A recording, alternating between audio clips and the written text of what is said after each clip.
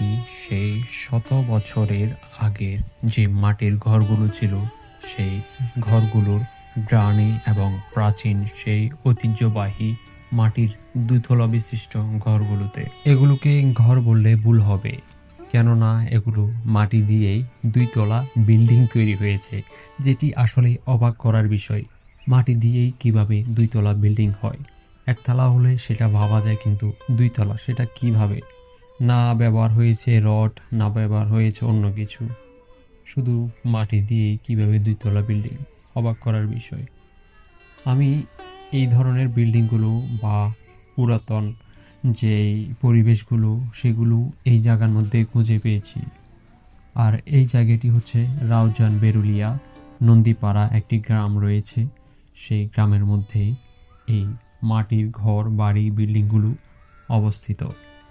বর্তমানে এখানে কেউ বসবাস করছে না, সবাই শহরে বসবাস করছে এবং এই বাড়িগুলো অযথাই পড়ে আছে, কিন্তু তারপরেও দেখো কতটা ভালো অবস্থায় আছে। যদিও টুকটাক একটু সমস্যা, এগুলো কোনো সমস্যাই না, তারপরেও পরিবেশ কত সুন্দর, একবারে নির্জন, চারিদিকে কলকাকলি, পাখির কলকাকলি, আর কত শান্ত পরিবেশ।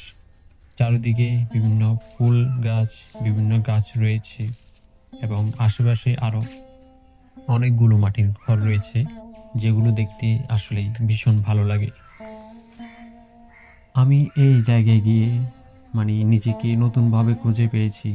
আমার থেকে মনে হচ্ছিল যেন আমি এর আগে কখনো এখানে এসেছিলাম। এই জায়গাগুলোর মধ্যে গেলেই বেশিরভাগ মানুষেরই এমন মনে হয় যেন আমি এসব জায়গাগুলোর মধ্যে এর আগে এসেছিলাম, কিন্তু এটি আমার প্রথম সেখানে যাওয়া ছিল। এখানে দেখা যাচ্ছে আরেকটি শ্মশান, যেটা সনাতন ধর্মাবলম্বীদের, এবং তারা শ্মশানই বলে থাকেন। আর এটি হচ্ছে তার পাশে ঘর, আর সামনে রয়েছে একটি হরিতকি গাছ, যেখানে কাঁচা কাঁচা হরিতকি পড়ে আছে। এবং আমি দেখলাম যে এগুলো আসলে এখনো কি পাকাপোক্ত হয়েছে কিনা, কিন্তু দেখা যাচ্ছে এগুলো এখনো সবুজ, আর পাকাপোক্ত হলে এগুলো লাল, পরে কালো ধরনের হয়ে যায়। আর এই হরিতকি কিন্তু ওষুধ, যেটা বিভিন্ন ওষুধে প্রয়োগ করা হয়।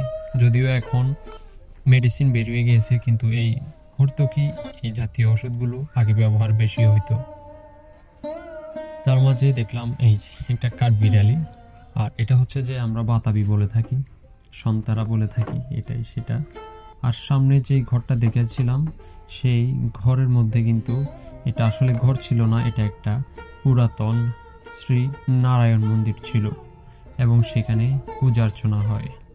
এটি সনাতন ধর্মাবলম্বীদের একটি অন্যতম একটি দেবতা অথবা ভগবান, যিনি সন্ধ্যা এবং সকালে পূজিত হন। ব্রাহ্মণ এসে এখানে পুজো করে যান, আবার এটা লাগিয়ে দিয়ে যান, আবার সন্ধ্যাবেলায় আসেন।